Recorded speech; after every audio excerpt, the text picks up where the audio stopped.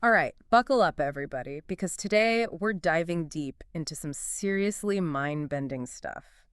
We're talking about the kind of concepts that make you question, like everything you thought you knew about reality. The big Yeah, questions exactly. The big questions. about existence. Yeah, like what is this all about? Where do we fit in? And lucky for us, we've got some ancient wisdom traditions to help guide us along the way. And some amazing texts. Yes, we're talking about the Kybalion, a text that's all about like unveiling these mysteries, the secrets of what's called Hermetic philosophy. Think ancient Egypt, Hermesis, Trismegistus, all that good stuff. Powerful stuff. Oh yeah. And to make things even more interesting, we're also going to be weaving in some insights from the Tao Te Ching. It's amazing how these traditions, even though they're from totally different times and places, they kind of echo each other. You know what I mean? Totally, it's like they're both pointing to the same underlying truth. Same fundamental truths about the universe. Yeah, like this idea of an all-encompassing force, the source of everything. In the Kybalion, they call it the all. And in the Tao Te Ching, you have the Tao. But they're both talking about this ultimate reality. It's like the ground of being. Yeah, the foundation of everything. But also something like way beyond our grasp. Right. It's like, how can you even wrap your mind around that? It's like trying to like imagine infinity or something. It just kind of stretches out forever. Kind of blows your mind. It really does. But okay, so even though we can't fully understand it, both the Kybalion and the Tao Te Ching say that we can learn to like work with this mysterious force. Yeah, absolutely. They both give us frameworks, for understanding the principles, the rules of the game, so to speak. The universal principles that govern, well, everything.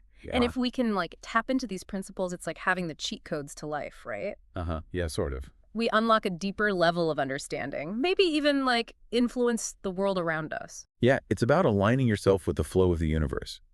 In the Kybalion, they lay out these principles as the Seven Hermetic Principles.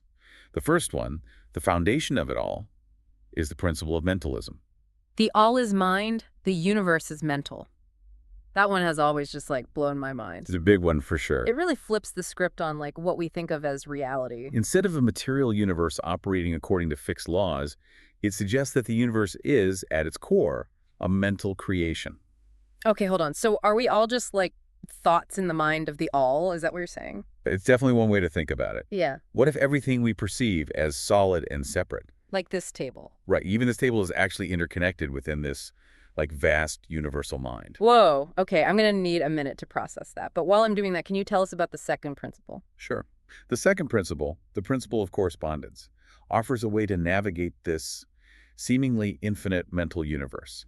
It states, as above, so below, as below, so above. Okay, so what does that actually mean? Like, are there literal planes of existence? You can think of it more as like a principle of interconnectedness. Okay. What it's saying is that the patterns and principles that work on these higher levels of reality, Okay. they're reflected in our world and vice versa. It's like that saying, you can't see the forest for the trees. I've heard that one. Yeah, this principle encourages us to like zoom out, see the bigger picture, and recognize the echoes of universal laws in like even the smallest details. Okay, so like by studying, let's say, the patterns in nature, we can get insights into how the whole universe works. Exactly. And by understanding those universal principles, we can better understand ourselves and where we fit in the grand scheme of things. I'm starting to see how this all connects. So the all is this ultimate unknowable mind, Right. and the principle of correspondence gives us a way to like connect to that mind. By observing the reflections. Yes, by observing the reflections of its principles in our world. That's a great way to put it. Like we've been given this cosmic decoder ring. And that brings us to the third principle, the principle of vibration. Ooh, vibration. Okay, this one seems a little more down to earth, maybe even like scientific. Like we all know that atoms are constantly vibrating, right? Exactly. The Kybalion says that everything in the universe, matter, energy, thoughts, emotions, it's all in a constant state of motion and vibration. It's pretty amazing how much this ancient principle aligns with modern physics. So if everything is vibrating, does that mean like our thoughts and feelings have a vibration too? Are we sending out vibrational signals into the universe? That's a really interesting question, and the Kybalion definitely encourages us to think about that. It suggests that different states of matter, energy, and even consciousness are simply a result of different rates of vibration. Okay, now things are getting really interesting. So are you saying that if we could, like, change our vibration, we could change our reality? That's the idea behind mental transmutation, which is a key concept in Hermetic philosophy.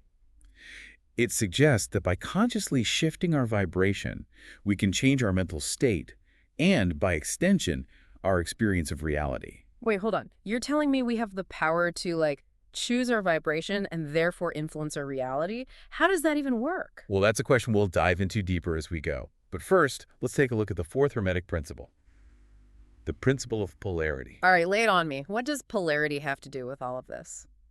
Welcome back, explorers. We've laid some pretty mind-blowing groundwork, wouldn't you say? Absolutely. I'm, like, still trying to wrap my head around this whole idea of the universe as, like, a mental creation. It's a huge shift in perspective. Yeah. And it makes you wonder, if our thoughts are so powerful that they can shape reality, like, what does that mean for us? What's our responsibility? That's a big question for sure. It is. And the Kybalion really emphasizes that understanding this mental nature of the universe is key to mastering life, really. So it's not enough to just, like, understand these principles intellectually. Right. It's about applying them, taking ownership of our thoughts, and seeing how they impact our reality. Exactly. And that's where the practice of mental transmutation comes in. The Kybalion talks about this as a way to deliberately shift our vibration and, by extension, our experience of the world. We touched on this in the first part, but I'm still a little fuzzy on the details, It sounds almost like magical, like something out of a fantasy novel or something. Yeah, it's definitely a powerful concept. But it's not about, like, waving a wand and magically manifesting your desires. The Kybalion is more nuanced than that. Remember the principle of vibration. Yeah, that everything is in constant motion, everything vibrates. Exactly. And mental transmutation is about understanding that these frequencies can be intentionally shifted.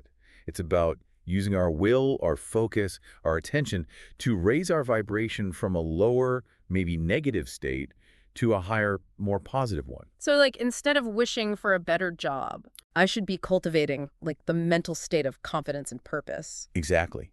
By embodying the vibration of those qualities, you're aligning yourself with opportunities and experiences that resonate with that frequency. Okay, that's starting to make more sense. So it's about creating an inner alignment, and then that, like, attracts corresponding experiences in the outer world. That's a great way to put it. And it's so interesting to see how this idea kind of resonates with what the Tao Te Ching talks about, even though it's expressed differently. Oh, really? How so? Well, the Tao Te Ching doesn't explicitly talk about vibrations, but it places a huge emphasis on the power of inner stillness and clarity.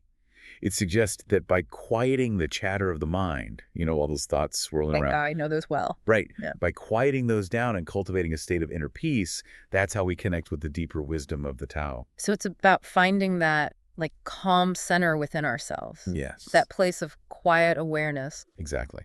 And from that place of stillness, our actions become more aligned with the natural flow of the universe. We act with more intention, clarity, and effectiveness. So I'm seeing a connection here. In the Kybalion, we're consciously raising our vibration through this practice of mental transmutation. Right. And in the Tao Te Ching, we're cultivating inner stillness to align with the Tao. They both seem to be pathways to accessing a deeper level of, like, wisdom and power, right? Exactly.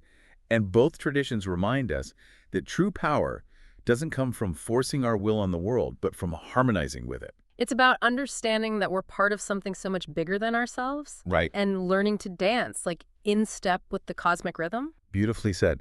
And when we're in that state of alignment, things just seem to flow more effortlessly.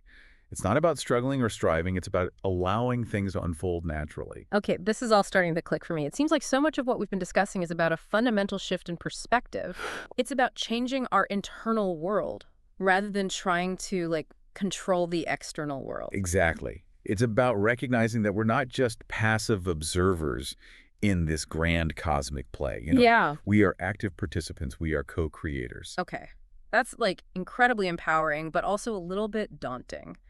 I'm starting to see the responsibility that comes with this understanding. It's a big responsibility, but it also comes with immense freedom. I can see that. So the Kybalion and the Tao Te Ching, they both give us tools and practices for navigating this journey, right? Absolutely. They offer a wealth of wisdom for self-discovery and conscious creation.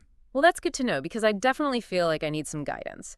What kind of wisdom do these traditions offer when it comes to, like, navigating life's challenges? All the ups and downs that we inevitably face. The Kybalion reminds us of the principle of polarity. Okay.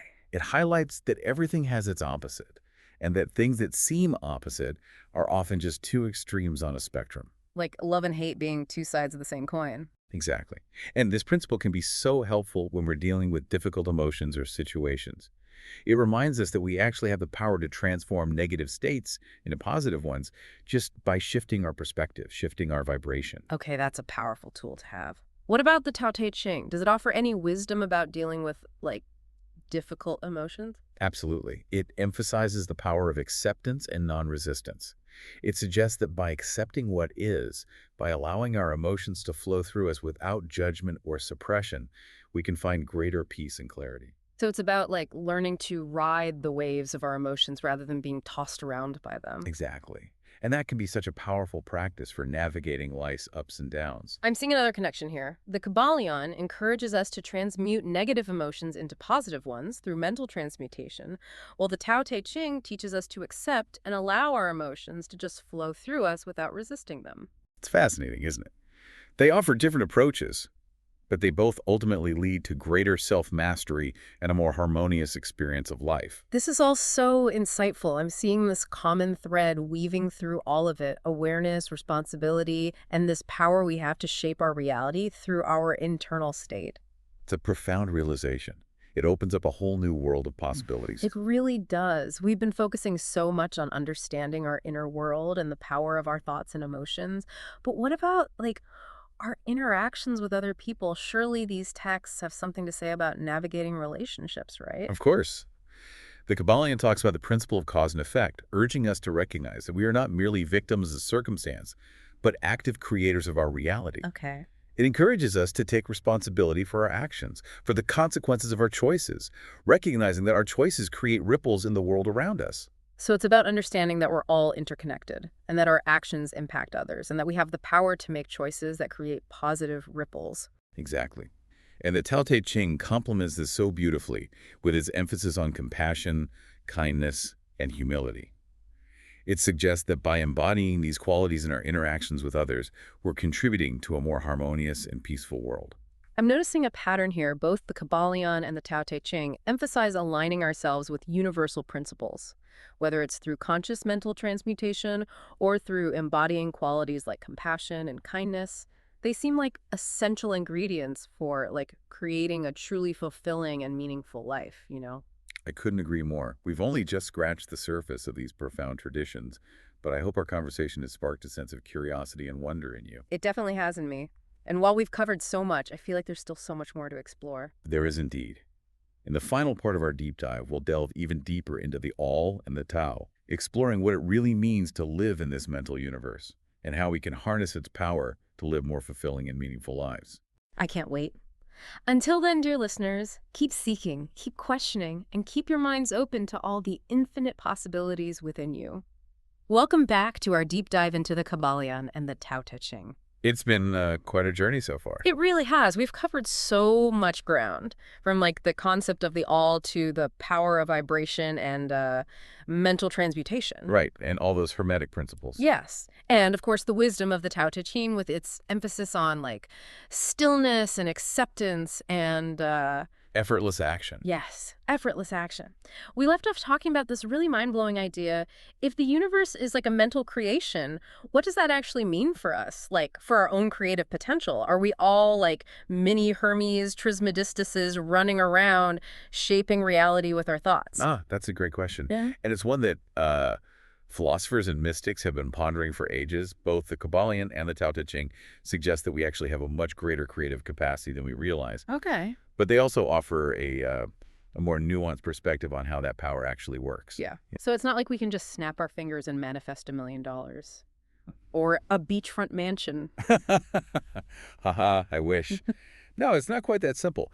Remember, the Kybalion emphasizes working with universal principles, not trying to, like, override them. Yeah. It's about understanding the laws of this mental universe and aligning ourselves with them, you know? So it's not about forcing things to happen. It's more about, like, becoming conscious participants in the creative process. Exactly. Like, take the principle of mental transmutation. It's not about wishing things into being. It's about recognizing that our mental states, they have these corresponding vibrations, and we can learn to shift those vibrations to align with what we desire. Okay. So instead of wishing for a promotion, you might cultivate a mental state of confidence, and competence. So it's about working from the inside out, like transforming our inner world to influence the outer world. Yes. And it's amazing how this idea resonates with the Tao Te Ching, too, even though it's expressed differently. The Tao Te Ching talks about the power of inner stillness and aligning with the Tao, the natural flow of the universe. It's about finding that like sweet spot where our actions are in harmony with the cosmic rhythm. Yes. When we're in that state of alignment, things just seem to unfold naturally, effortlessly. It's like the Tao Te Ching says, when actions are performed without unnecessary effort, they are in accord with the Tao. I love that. It's about surrendering to the flow of life, not trying to like control everything. And from that place of surrender, that's where our true creative potential can emerge. We become conduits for this creative force, whether you call it the all or the Tao. It's like we're all artists, in a way, co-creating a reality with our thoughts, emotions, and actions. I love that analogy. And like any artist, we need to hone our skills, cultivate our awareness, and practice. Mental transmutation, inner stillness, acceptance. These are all tools that help us become more conscious and intentional creators. It's a lifelong journey, for sure. It is. And the more we learn, the more we realize there's always more to learn, always more to discover. There's one thing that's still bugging me, though. If our thoughts create our reality, why isn't everyone, like, living in paradise? Why is there still suffering and hardship in the world? Yeah, that's a question a lot of people ask. And it's important to remember that we're not operating in isolation. We're all part of a collective consciousness. We're influenced by so many factors beyond our individual control. So we don't have, like, absolute power over our reality. Not in the sense of being able to, like, manipulate the external world at will, but we do have the power to choose our thoughts, our responses, and our actions. And those choices, no matter how small they may seem, contribute to the tapestry of our collective reality. It's all interconnected. So it's more like we're co-creating with the universe, with each other, and with everything that is. Exactly. And the more we can align ourselves with principles of love, compassion, and understanding, the more harmonious and fulfilling our creations become. Well, this has been like a truly incredible journey. We've explored the depths of the Kybalion and the Tao Te Ching, uncovered some really timeless wisdom, and gained a deeper understanding of our own creative potential. And we've barely scratched the surface. These traditions offer a lifetime of exploration and discovery. It's true. So to all our listeners out there, keep seeking, keep questioning, and keep your minds open to the infinite possibilities that await. And remember, the journey of 1,000 miles begins with a single step. Take that step, embrace the adventure, and see where it leads you. Until next time, keep diving deep.